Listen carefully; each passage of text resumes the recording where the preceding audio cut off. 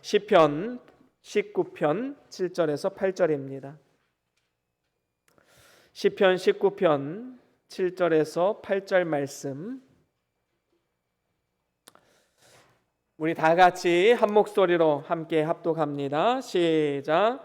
여호와의 율법은 완전하여 영혼을 소성시키며 여호와의 증거는 확실하여 우둔한 자를 지혜롭게 하며 여호와의 교훈은 정직하여 마음을 기쁘게 하고 여호와의 계명은 순결하여 눈을 밝게 하시도다. 아멘. 아멘.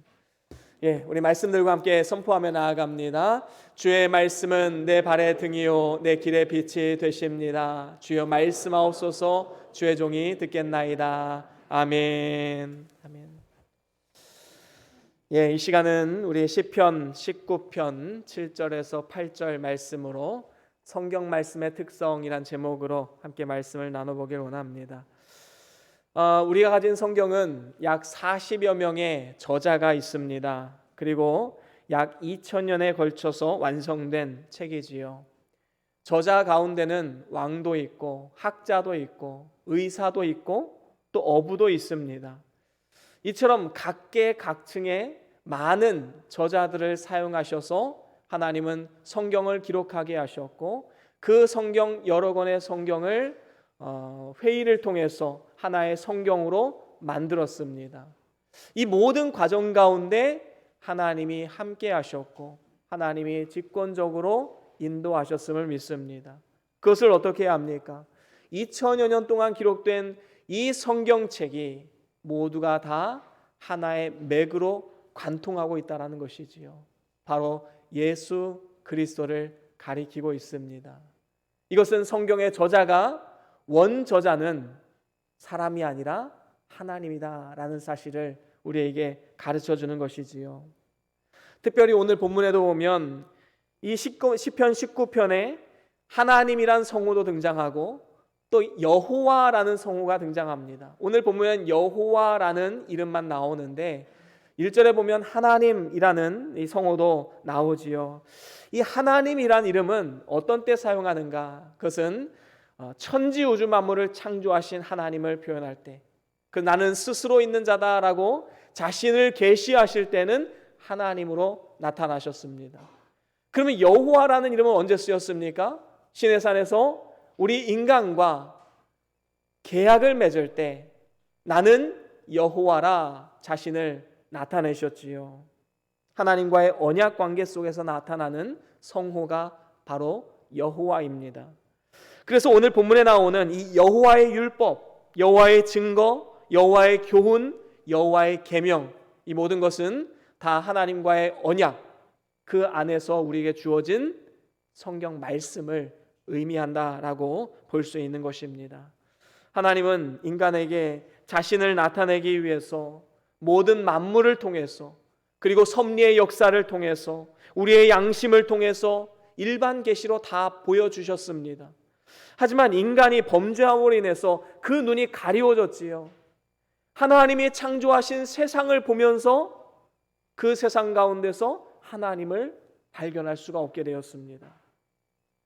그래서 하나님께서는 특별 계시인 성경 말씀을 우리의 손에 들려주신 것입니다. 그리고 택한 자로 하여금 하나님 말씀을 깨닫고 그 말씀대로 살 수 있도록 우리에게 성경을 주신 것이지요. 이러한 성경 말씀은 사람의 뜻으로 기록된 것이 아닙니다. 오직 성령의 감동하심을 힘입어서 사람들이 하나님께 받아서 기록한 말씀인 것이지요. 그래서 하나님 말씀에는 하나님의 능력이 나타납니다. 하나님의 권위가 있습니다. 우리가 잘 아는 말씀이지요. 히브리서 5장 12절 말씀, 4장 12절 말씀 우리 같이 한번 읽어보겠습니다. 히브리서 4장 12절 말씀 우리 같이 한번 읽어보겠습니다. 시작. 하나님의 말씀은 살아있고 활력이 있어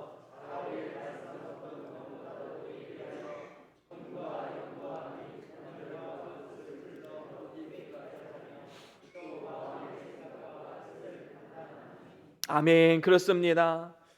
하나님의 말씀은 생명력이 있습니다. 살아 있습니다. 우리의 영과 혼과 관절과 골수를 찔러 쪼개는 능력의 말씀입니다. 우리의 마음의 생각도 감찰하시고 우리의 뜻을 감찰하시는 하나님입니다. 바로 성경이 이러한 능력이 있고 이러한 권위가 있다라는 사실이지요.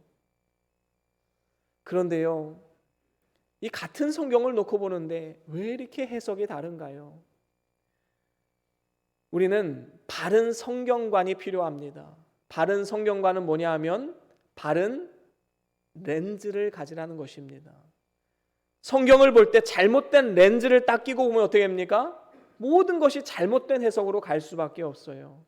빨간색 렌즈를 끼면 다 빨간색으로 보이고 파란색 렌즈를 끼면 다 파란색으로 보이는 것처럼 우리는 하나님 말씀을 대할 때 바른 성경관을 가지고 말씀을 대해야 된다라는 것입니다. 요즘 신신학에서는요, 성경에 오류가 있다라는 렌즈를 딱 끼고 성경을 봅니다. 그러면 성경이 어떻게 보일까요? 비평을 하기 시작해요. 이 말씀은 내 이성과 내 경험, 오늘날 현대 과학에 맞지 않아. 이거는 그냥 이야기야. 하나님 말씀이 아니라 이야기야. 성경을 막 난도질을 합니다. 이건 하나님 말씀, 이거는 아니고. 그게 성경 비평학 아닙니까? 신신학에서 말하는. 요나 이야기 보세요. 어떻게 물고기 뱃속에 사람이 들어가지? 이거는 과학적으로 맞지 않아. 이거는 실제 일어난 이야기가 아니라 하나의 요나가 잠들었을 때 꿈에서 보았던 그 내용을 기록한 것이야. 현대신학자는 이렇게 말하는 신학자도 있습니다. 여러분, 왜 믿음이 없을까요? 여러분 한번 생각해 보세요. 천지 우주 만물을 창조하신 하나님이 그깟 물고기 뱃속에서 3일 못 살게 하시겠습니까? 우리가 천지 만물을 창조하신 하나님에 대한 믿음이 없기 때문에 성경에 대한 믿음도 없는 거예요. 로봇을 만든 로봇 기술자는 로봇을 고칠 수 있습니다. 그런데 우린 못 고쳐요. 우린 기적입니다. 그게. 우린 절대로 할 수 없습니다. 근데 로봇 기술자는 그걸 할 수 있어요. 자기가 만들었기 때문이지요. 우리는 하나님의 전능하심 안에서 성경을 봐야지 사람의 생각, 사람의 경험, 과학적인 지식을 가지고 성경을 내선 안 된다라는 것입니다. 요즘에 또 이단들 많이 있지요. 이만희가 구세주다라는 렌즈를 딱 끼고 보면 성경은 다 이만희에 관련된 말씀이 됩니다. 여호와의 증인, 그리고 신천지, 안상홍 증인의 오늘날은 하나님의 교회로 바뀌었지요. 안상홍을 구세주로 떠받드는 그러한 종교입니다. 지금은 그 부인 장길자라는 사람이 여자 하나님으로 나와서 지금 활동하고 있지요. 여러분, 이들이 왜 이런 잘못된 신앙으로 빠져들까요? 잘못된 렌즈를 끼고 있기 때문입니다. 그래서 우리는 제대로 된 렌즈를 껴야 됩니다. 그게 바로 성경관입니다. 그러면 오늘 말씀을 통해서 우리에게 주시는 말씀은 이 성경을 보는 바른 렌즈를 가르쳐주고 있어요. 그거는 바로 성경 말씀의 특성을 우리에게 가르쳐주고 있습니다. 4가지로 정리해 볼 수 있는데, 첫 번째로는 완전성입니다. 성경은 완전한 책이에요. 그리고 이 성경을 통해서 인간은 소성케 됩니다. 오늘 본문 7절 상반절에 보니까 여호와의 율법은 완전하여 영혼을 소성시키며 라고 말씀하고 있습니다. 하나님의 율법은 하나님이 제정하신 법규입니다. 하나님의 말씀이 완전하신 이유가 무엇입니까? 하나님이 성경 말씀을 기록해 하셨고 성령으로 그것을 다 모으셨기 때문입니다. 성경 말씀의 완전함을 믿는 것은 성경의 충족성을 믿는 것이지요. 성경 66권에는 우리의 구원에 필요한 모든 것이 다 들어있다. 이게 바로 충족성 아닙니까? 성경 안에 다 있다라는 겁니다. 그것을 믿음으로 받아들이는 것. 그래서 오늘날 성경 외에 어떠한 환상을 보려고 한다든가, 아니면 어떠한 귀에 들리는 음성을 들으려고 한다든가, 이거는 다 잘못된 것입니다. 성경 안에 다 있기 때문입니다. 우리가 봐야 할 것, 우리가 들어야 할 것 다 성경 안에 있습니다. 그 성경이 완성된 이후로는 이제 성경을 통해서 우리는 신앙생활을 해야 된다라는 것이지요. 그래서 우리는 성경의 완전성과 충족성을 믿고 성경을 부지런히 읽고 듣고 묵상하고 그 말씀을 지켜 행해야 되는 것입니다. 특별히 완전한 성경은 오늘 말씀에 보면 죽었던 영혼을 소성시킨다라고 말씀합니다. 인류의 시조인 아담이 범죄함으로 인해서 모든 사람은 영혼이 죽은 상태에서 태어나게 됩니다. 영혼이 죽었다는 것은 하나님을 알지 못하고 하나님과의 그 교통이 끊어져 버렸다는 것이지요. 하지만 하나님께서 허물과 죄로 죽었던 우리의 영혼을 예수 그리스도를 통해서 다시 살리셨습니다. 성령으로 중생시켜 주셨습니다. 우리가 말씀을 읽고 들을 때 하나님은 우리 마음 가운데 성령 하나님께서 역사하시도록 인도하시고 이를 통해서 우리가 삶이 변화되고 우리의 영혼이 변화되는 놀라운 역사가 나타나게 되는 것입니다. 나 자신이 죄인인 것과 예수님이 구주이신 것이 믿어지게 되는 것이지요. 그래서 예수를 구주로 믿은 사람은 이미 중생함을 입은 사람인 것입니다. 요한복음 1장 1절에 보면 이런 말씀이 있습니다. 우리 같이 한번 읽어볼까요? 요한복음 1장 1절입니다. 시작.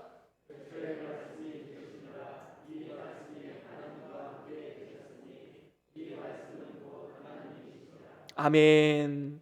여러분, 성경 말씀은요 단순한 문자의 나열이 아닙니다. 그것은 살아계신 하나님이다라는 것이지요. 특별히 여기에 보면 그 말씀이 육신이 되어 이 땅에 오신 분, 바로 예수 그리스도께서 바로 하나님의 말씀이다라는 사실을 가르쳐주고 있는 것입니다. 전능하신 하나님의 그 능력 그 자체가 바로 하나님 말씀이다라는 것이지요. 그래서 말씀을 가까이 하면 죽었던 영혼이 소성함을 얻습니다. 새롭게 태어납니다. 거듭납니다. 그리고 하나님의 자녀가 되는 권세를 누리게 되는 것입니다. 이렇게 영이 살아나게 되면 그 삶이 변화되고 이제는 그 삶을 통해서 주변 사람들도 변하게 됩니다. 환경이 변하게 됩니다. 놀라운 하나님의 은혜가 나타나게 되지요. 여러분, 세상에 어떠한 책이 이러한 변화를 일으킬 수 있다고 생각하십니까? 성경 외에는 없는 것입니다. 성경을 읽는 사람으로 하여금 소성케 하고 또 하나님의 자녀가 될 수 있게 하는 것, 바로 성경 외에는 없는 것이지요.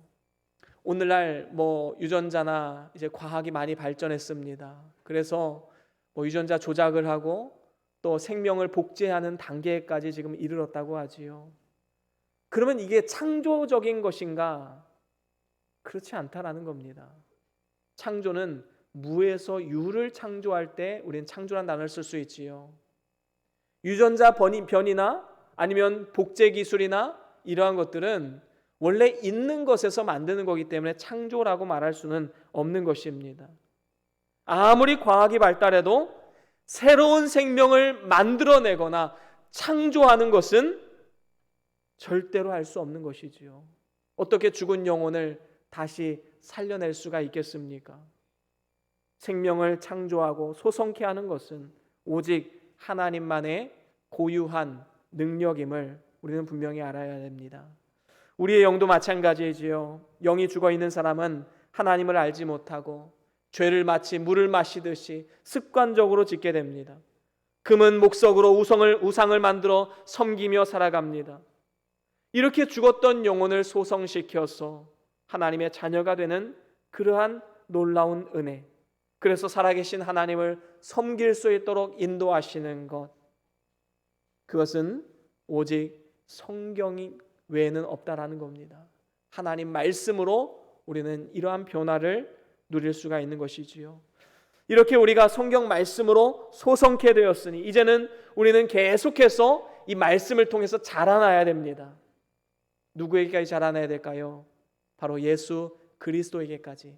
그분의 성품과 인격을 본받고 그분의 삶을 본받기 위해서 우리는 한 걸음 한 걸음 계속해서 자라나야 합니다. 그리고 더 나아가서 아직도 중생하지 못한 많은 사람들이 있을 것입니다. 우리 주변에 우리 가족, 지인들, 직장 동료들, 그 많은 사람들에게 복음을 증거해야 하는 사명, 바로 성경을 통해 먼저 중생한 우리들의 사명인 것입니다. 그런가 하면 두 번째로는, 성경의 특성 두 번째는 확실성입니다. 이거는 인간을 지혜롭게 하지요. 인간은 범죄함으로 인해서 총명이 어두워졌기 때문에 우주와 인간의 기원을 알지 못하고 하나님이 계신 것과 또한 천국과 지옥이 있다는 사실을 알지 못하며 살아가고 있습니다. 그래서 세상에서는 인간의 기원을 창조로는 교회에서 말하는 거니까 싫고, 그러면 인간의 기원을 어떻게 설명할 것인가? 진화론밖에 없습니다. 이 세상의 모든 인류의 기원, 모든 것의 기원을 설명하는 것은 진화론과 창조론밖에 없어요. 그럼 창조론은 기독교가 주장하는 거니까 세상은 진화론밖에 없는 겁니다. 천국과 지옥? 그거 뭐 죽어봐야 알지 뭐 어떻게 알아? 그럼 진짜 죽었는데 지옥이 있으면 어떻게 합니까? 얼마나 난감할까요? 이런 말들은 정말 무책임한 말입니다. 사실 다윈의 진화론을 믿는 것은 덮어놓고 믿는 맹신이에요. 그럼 창조론은 믿음이고 진화론은 과학이다. 세상 사람은 다 이렇게 생각을 해요. 근데 진화론은 절대로 과학이 아닙니다. 그것도 대단한 믿음이 아니면 절대로 진화론을 믿을 수가 없어요. 그만큼 터무니없는 주장이기 때문입니다. 진화론이 잘못된 이유가 무엇입니까? 종의 변화가 있을 수 없기 때문입니다. 하나님께서 생물들에 대해서 각기 다른 종으로 창조하셨기 때문에 종과 종을 넘어서는 이러한 변화는 있을 수 없다라는 겁니다. 여러분, 말과 나귀 사이에 태어난 거에 뭐죠? 노새입니다. 노새. 자, 그러면 노새와 노새가 결합하면 또 노새가 나올까요? 그렇지 않아요. 노새는 당대로 끝나는 겁니다. 또다시 노새를 생산할 수가 없어요. 사자와 호랑이 결합, 라이거라고 하지요. 아마 뉴스에서 보신 경험 있으실 거예요. 그러면 라이거와 라이거를 교합하면 또 라이거가 나올까요? 절대로 그렇지 않아요. 유전자는 그렇게 되어 있지 않습니다. 여러분, 고양이 중에서는요, 검정색, 흰색 뭐 여러 가지 있지요. 그러면 이거는 종의 다양성이에요. 종 안에서는 무수히 다양한 그 모습이 있습니다. 색깔도 다르고 모양도 다르고 종 안에서의 다름이지요. 그런데 이 종을 뛰어넘는 일은 있을 수 없다는 거지요. 고양이가 호랑이가 된다든지 이런 거는 100만 년, 1000만 년 지나도 될 수가 없는 일입니다. 특별히 인류의 기원, 더 나아가서 우주의 기원은 절대로 진화론으로 설명할 수가 없습니다. 진화를 이야기할 때 그 계보를 쭉 따라 올라가면 뭐가 나오지요? 미생물 아메바가 나옵니다. 그러면 그 아메바는 어디서 나온 거예요? 빅뱅을 통해서 나왔습니까? 그러면 빅뱅을 통해서 무에서 유로 창조하는 것, 그게 어떻게 가능한가요? 진화론에서. 진화론은 무언가가 있어야지만 반드시 그게 원인이 돼서 바뀌는 것 아닙니까? 근데 그 맨 처음 그게 어디서 나왔느냐? 그걸 설명할 수가 없습니다. 이렇게 인간이 어디서 왔는가에 대한 헛된 주장은 그들이 아무것도 알지 못하는 것임을 드러내는 것뿐임을 우리는 분명히 알아야 합니다. 진화론은 과학이고 창조론은 신앙이다. 이 생각은 버려야 됩니다.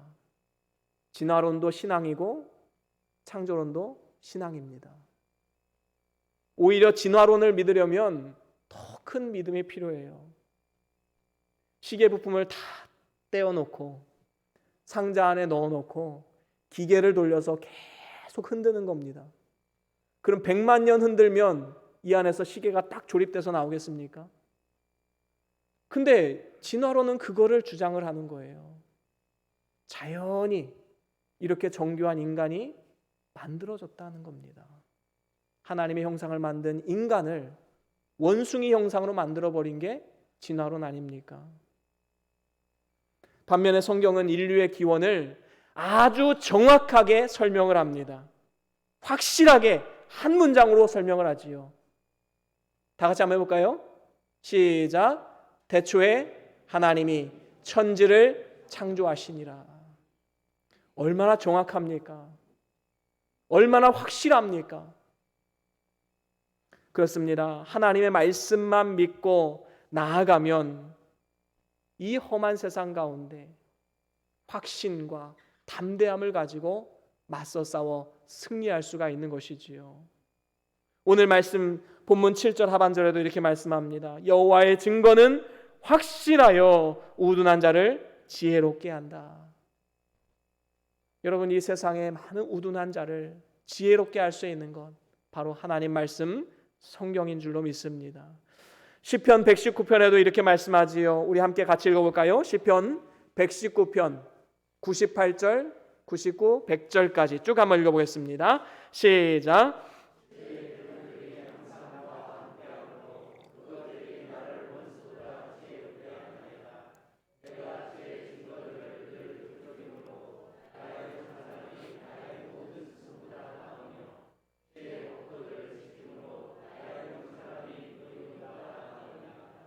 아멘. 그렇습니다. 주의 계명들이 항상 나와 함께하므로 그것들이 나를 원수보다 지혜롭게 한다. 하나님의 계명, 하나님 말씀이 우리 마음 가운데 있으면 우리는 세상을 이길 수 있는, 환경을 이겨내는 지혜와 능력을 공급받게 되는 것입니다. 이 세상의 지식과 경험이 아무리 많아도 하나님 말씀이 그 마음 가운데 있지 아니하면 우리는 절대로 세상 가운데 승리할 수가 없습니다. 여러분, 성경 안에 모든 것이 있습니다. 성경 안에 인간의 역사가 있고 정치가 있고 철학이 있고 예술과 문화가 있습니다. 그래서 성경 말씀만 믿고 순종하면 우리는 누구든지 좋은 남편이 될 수 있고 좋은 아내가 될 수 있고 좋은 부모가 될 수 있고 좋은 자녀가 될 수 있는 것입니다. 성경 말씀 가운데 모든 지혜가 들어있음을 믿으시길 바랍니다. 그래서 성경을 부지런히 읽고 그 말씀을 내 것으로 삼아야 될 줄로 믿습니다. 그런가 하면 세 번째로는 정직성입니다. 정직성은 우리의 마음을 기쁘게 한다라고 성경은 말씀하지요. 성경은 정직한 말씀이기 때문에 모든 것을 사실대로 기록해 놓았습니다. 여러분, 노아가 포도주를 마시고 실수를 했지요. 옷을 다 벗고 이제 하체를 드러낸 상태에서 잠을 청하고 있었습니다. 여러분, 노아가 이렇게 술 취해 잠든 것 왜 성경에 기록해 놓았을까요? 참 노아는 존경스러운 인물 아닙니까? 하나님께 크게 쓰임 받은 자입니다. 그러면 성경을 기록할 때 이런 수치들은 조금 감춰두고 좋은 것들만 딱 기록하면 얼마나 좋습니까? 여러분, 유다 한번 보세요. 유다는 며느리 다말을 통해서 자식을 얻습니다. 왜 이러한 치부를 성경은 드러내고 있을까요? 또 다윗은 어떻습니까? 그는 간음도 했고 또 살인 교사죄도 저질렀습니다. 모든 사람이 존경하는 그 다윗, 왜 치부를 이렇게 기록해 놓았을까요? 성경은 정직하기 때문입니다. 오히려 이런 것을 다 빼고 거룩하고 경건한 것들만 적어 놨다면 이건 오히려 사람이 개입한 것이고 하나님 말씀이 될 수가 없는 것이지요. 하나님 말씀은 정직합니다. 믿을 만한 책입니다. 특별히 오늘 본문 8절 상반절에 보니까 여호와의 교훈은 정직하여 마음을 기쁘게 하고 라고 말씀하고 있습니다. 정직한 하나님 말씀은 우리에게 기쁨과 평안을 주게 되지요. 예레미야 15장 16절에 이렇게 말씀합니다. 우리 같이 한번 읽어볼까요? 예레미야 15장 16절입니다. 시작. 만군의 하나님 여호와시여,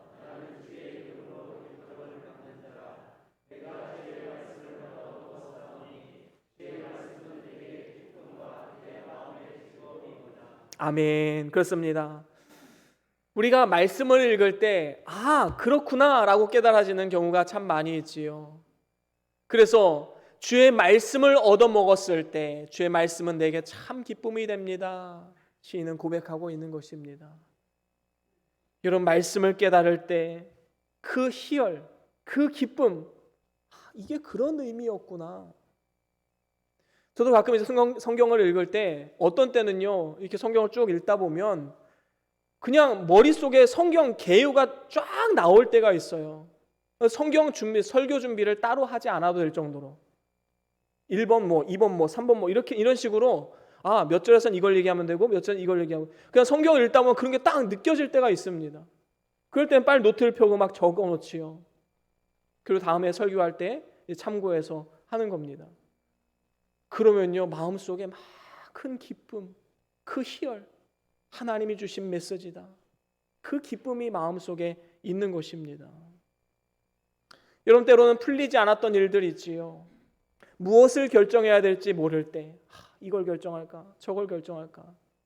그런데 말씀을 쭉 읽다 보면 하나님 마음속에 생각을 주십니다. 하나님이 기뻐하신 듯이 이 길이구나, 확신을 주실 때가 있어요. 그때 우리 마음 가운데 참 기쁨이 있지요. 그래서 하나님은 우리가 무엇이 유익한지 분명히 알고 계시기 때문에 하나님은 성경을 통해서 우리에게 말씀하기를 기뻐하시는 분이십니다. 그런데 때로는 그것이 우리의 생각과 다를 수 있어요. 여러분, 성경은 뭐라고 말합니까? 성경은 재물을 하늘나라에 쌓아놓는 사람이 진정으로 행복한 사람이다 말하지요. 그런데 세상에서 뭐라고 말해요? 재물은 이 땅에 쌓아둬야지만 행복하다 말합니다. 세상은 어떤 끔찍한 일을 당하면 불행한 것이고, 좋은 일을 당하고 아무 어려움이 없으면 행복한 것이라 말합니다.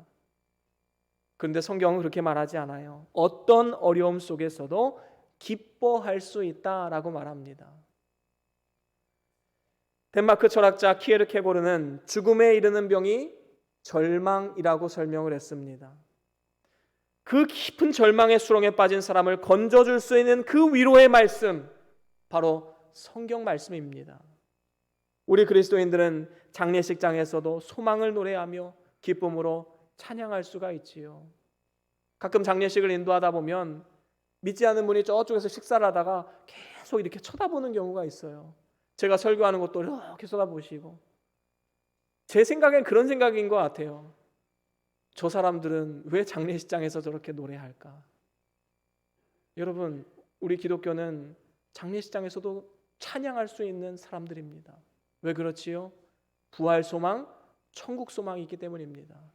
세상이 알 수도 없는, 세상이 줄 수 없는 참된 기쁨을 말씀을 통해서 우리에게 주시는 것입니다. 이러한 사람을 세상이 어떻게 감당할 수 있겠습니까? 그런가 하면 마지막으로 네 번째로는 성경은 순결성을 가지고 있습니다. 우리의 눈을 밝게 해주지요.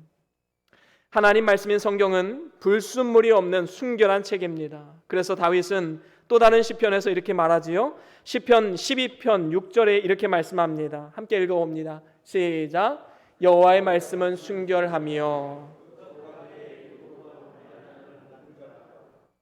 아멘. 그렇습니다. 하나님의 말씀은 7번이나 단련된, 불순물이 다 날아간 그 순은 바로 그것과 같다라는 겁니다. 불순물이 없어요. 그래서 순결한 성경 말씀은 우리 인간을 또한 순결하게 만듭니다. 옛날에 어떤 믿지 않는 백인이 뉴질랜드에 갔습니다. 성경책을 읽고 있는 추장을 발견합니다. 당신은 어떻게 그렇게 캐묵은 책을 읽습니까? 하면서 조롱했다고 하지요. 그러자 추장이 이렇게 말했다고 합니다. 내가 만약에 이 성경책을 읽지 않았다면 당신은 오늘 저녁에 내 식탁에 올랐을 것이요. 알고 보니까 그 부족이 식인 풍습이 있었던 거예요. 그런데 선교사님들이 전해준 성경을 통해서 은혜를 받고 그 식인 풍습을 버렸다라는 것입니다. 만약에 성경이 없었다면 그들은 지금도 야만적인 행위를 하면서 살아갔을 것입니다. 바로 여기서 건져내주고 그 풍습을 버릴 수 있는 것, 바로 성경 말씀으로 가능한 것이다 라는 것입니다. 그래서 성경을 읽으면요, 그 눈이 밝아지게 됩니다. 그 8절 하반절에 이렇게 말씀하지요. 여호와의 계명은 순결하여 눈을 밝게 하시는도다. 영적인 눈이 밝아져야 하나님과 그의 나라를 볼 수 있게 됩니다. 자신이 가야 할 바른 길을 걸어갈 수 있게 되지요. 세상 사람들은 육신의 눈은 밝지만 영의 눈은 밝지 못합니다. 어둡습니다. 무엇이 바른 길인지, 무엇이 진리의 길인지, 무엇이 생명의 길인지 알지 못합니다. 방황하지요. 이러한 상태에 있는 우리 어리석은 인간에게 하나님께서는 긍휼히 여기시고 우리에게 성경을 선물로 주신 것입니다. 그래서 죄의 길에서 돌이켜서 생명의 길로 걸어갈 수 있도록 인도하신 것입니다. 베드로는 밤새 고기를 잡지 못한 상태에서 예수님이 나타나셔서 깊은 데 가서 그물을 던져라 말씀했지요. 그 말씀이 베드로의 경험과 이성과 모든 지식을 총동원했을 때 맞지 않는 말이었어요. 그런데 말씀에 의지하여 내가 그물을 내리겠나이다. 믿음으로 순종했을 때 그물이 찢어질 정도로 많은 고기를 얻게 되었습니다. 그리고 눈이 밝아져서 자신이 죄인임을 깨닫게 되었지요. 주님 앞에 나는 죄인이로소이다. 이러한 고백을 하게 됩니다. 그리고 예수님을 통해서 전능하신 하나님, 물속에 있는 고기들을 한 곳에 모이게 할 수 있는 전능하신 하나님의 신적 권위를 예수님에게서 발견하게 됩니다. 여러분, 어려서부터 방탕 속의 세월을 보냈던 어거스틴, 로마서 13장 말씀, 밤이 깊고 낮이 가까웠으니 어둠의 일을 벗어버리고 빛의 갑옷을 입자라고 하신 이 말씀의 은혜를 받아서 눈이 열렸습니다. 눈이 밝아졌어요. 어떻게 됩니까? 훗날 신학자가 되어서 기독교 교리를 집대성하는 이러한 놀라운 일에 쓰임받게 되었습니다. 어두운 곳에 빛을 비추면 모든 것이 다 밝히 드러나게 됩니다. 여러분, 엑스레이를 딱 비추면 우리 몸에 보이지 않았던 그 뼈들이 다 보이지 않습니까? 마찬가지로 하나님의 말씀의 빛으로 우리의 삶을 비추면 우리의 눈이 밝아져서 보이지 않던 것이 보여집니다. 보이지 않는 하나님 나라가 보입니다. 보이지 않던 하나님의 역사하심이 보이게 됩니다. 여러분, 그렇기 때문에 우리는 성경을 가까이 해야 합니다. 성경을 가까이 하면 보이지 않던 그것이 보이게 되고 확신과 감사 가운데 하나님 말씀을 따를 수 있게 되는 것입니다. 이제 말씀을 마무리합니다. 성경은 완전해서 우리의 영혼을 소성케 합니다. 성경은 확실해서 우둔한 자를 지혜롭게 합니다. 성경은 정직하여서 마음을 기쁘게 하고 성경은 순결하여서 우리의 눈을 밝게 만듭니다. 요한계시록 1장에 보면 이러한 성경을 읽는 자, 듣는 자, 그 가운데 기록된 것을 순종하는 자, 지키는 자가 복이 있다라고 말씀합니다. 시편 1편에 뭐라고 말씀합니까? 복 있는 사람은 여호와의 율법을 즐거워하며 그의 율법을 주야로 묵상하는 자다라고 말씀합니다. 여러분, 새해가 되면요, 새해 복 많이 받으십시오. 인사하지요. 여러분, 말만 그렇게 하지 마시고 진짜 복 받는 사람이 되십시오. 아니, 복이 있는 사람이 되십시오. 그러려면 성경을 가까이 해야 합니다. 성경을 가까이 하면 하나님의 복이 우리 마음 가운데 임하게 됩니다. 복을 받는 사람이 아니라 복이 있는 사람, 복을 소유하는 사람이 된다라는 것이지요. 여러분, 혹시 이 종이 받으셨나요? 가지고 계세요? 꺼내보세요. 한번 이렇게 들어보세요. 자, 이거는 1월부터 3월까지 우리가 성경 읽을 본문 말씀과 또 확인하는 이 란이 있습니다. 그래서 제가 4분기에 걸쳐서 1분기 걸 지금 만들어서 오늘 배포했고요. 3월 마지막 주에 2분기 걸 배포할 겁니다. 그러면 연말이 되면 이거 몇 장 생길까요? 4장이 생겨요. 4장을 들고 마지막 주에 오시기 바랍니다. 선물이 있을지 없을지 몰라요. 어찌되었든 우리가 하나님 앞에 정말 복이 있는 사람이 되려면 성경 읽어야 됩니다. 그래서 방법은 이따 광고 시간에, 교회 소식 시간에 방법을 설명을 드리겠습니다. 여러분 꼭 성경을 읽으십시오. 이번에는 너나 열애 없이 전 교인이 다 일독하는 겁니다. 아시겠죠? 만약에 한 사람이라도 일독하는 사람이 없다 그러면 일독 안 한 사람을 세울까요 앞에? 하여튼 다 읽으십시오. 한 사람도 빠짐없이 다 하는 겁니다. 방법은 좀 이따 알려드리겠습니다.